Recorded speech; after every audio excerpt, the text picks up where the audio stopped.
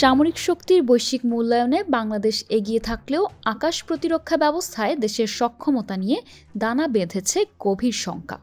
সামরিক শক্তি বিশ্লেষণকারী website global fire পাওয়ারের ২০২৪ সালের সর্বশেষ তালিকায় বাংলাদেশ রয়েছে ৩৫তম অবস্থানে।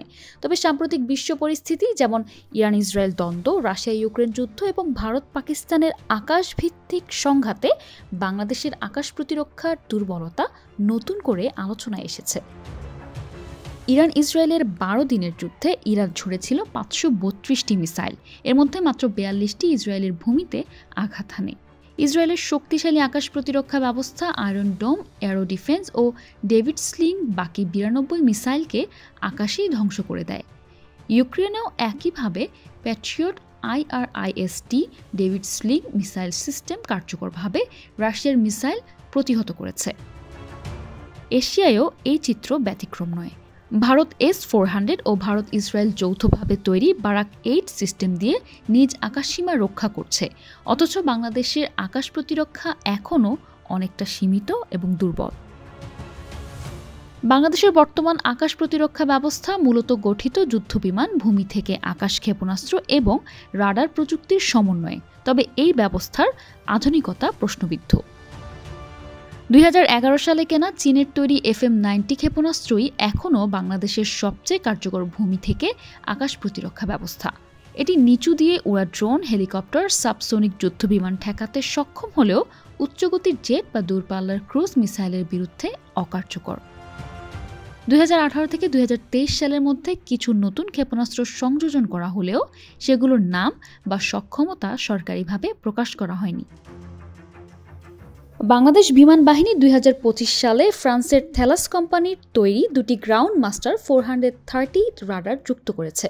এটি চতুর্থ প্রজন্মের এবং মোবাইল পর্যবেক্ষণের জন্য কার্যকর। ঢাকার শাহজালাল বিমানবন্দরের থেলাস রাডারও সক্রিয়, তবে চট্টগ্রামের রাডারটি দীর্ঘদিন ধরে অকেজো। বর্তমানে বাংলাদেশ বিমান বাহিনীর বহরে রয়েছে ৪৪টি যুদ্ধবিমান, যার মধ্যে ৩৬টি চীনের পুরনো F-7, এছাড়া ৮টি সোভিয়েত যুগের MiG-29 রয়েছে, যা চতুর্থ প্রজন্মের হলেও আধুনিক 5th বা 6th জেনারেশন বিমানের তুলনায় অনেক পিছিয়ে। প্রশিক্ষণ ও হালকা আক্রমণে ব্যবহৃত Yak-130 রয়েছে ১৪টি। বাংলাদেশের বহরে বর্তমানে ৭৩টি হেলিকপ্টার রয়েছে, যার মধ্যে রাশিয়ার MI সিরিজের ৩৬টি আর বাকিগুলো যুক্তরাষ্ট্রের সেসনা ও বেলের তৈরি। ড্রোনের ক্ষেত্রে রয়েছে ৪৪টি, ৩৬টি স্লোভানিয়ার ভ্রামর C4I এবং ৬টি তুরস্কের বায়রাক্টার TB2। অবসরপ্রাপ্ত মেজর জেনারেল ফজলে এলাহি আকবর বলেন, বাংলাদেশের আকাশ প্রতিরক্ষা একেবারে জিরো না হলেও জিরোর কাছাকাছি। আধুনিক প্রযুক্তির প্রেক্ষাপটে বর্তমানে ব্যবহৃত প্রতিরক্ষা ব্যবস্থা কার্যকর বলে মনে হয় না। তিনি মনে করেন, প্রতিরক্ষা খাতে সৌন্দর্য বা প্রদর্শনীর চেয়ে বাস্তব সক্ষমতায় বিনিয়োগ জরুরি। অবসরপ্রাপ্ত air vice marshal Mahmud Hossain বলেন, আজকের যুগে যুদ্ধ আকাশে শুরু হয়, যাকে স্কাই সুপেরিয়রিটি বলা হয়, যার আকাশ দখলে সেই যুদ্ধে এগিয়ে থাকে। তিনি বাংলাদেশের প্রতিরক্ষা ব্যবস্থা এমনভাবে গড়ে তোলার পরামর্শ দেন, যা সমুদ্র সীমার ২০০ নটিক্যাল মাইল পর্যন্ত নজরদারি করতে পারে। অবসরপ্রাপ্ত কর্নেল মোহাম্মদ সোহেল রানা বলেন, বাংলাদেশের প্রতিরক্ষা বাজেটের খুবই অল্প অংশ আকাশ প্রতিরক্ষায় ব্যয় করা হয়। ভারতের মতো দেশে ইতোমধ্যে শক্তিশালী প্রতিরক্ষা শিল্প গড়ে উঠেছে, যা বাংলাদেশে নেই। তিনি একাডেমিক গবেষক ও সামরিক বাহিনীর মধ্যে সমন্বয়ের ওপর জোর দেন। বাংলাদেশের সামরিক নীতি আক্রমণ নয়, প্রতিরক্ষা নির্ভর, কিন্তু সেই প্রতিরক্ষা নিশ্চিত করতে হলে আকাশ প্রতিরক্ষার শক্তি বাড়ানো সময়ের দাবি।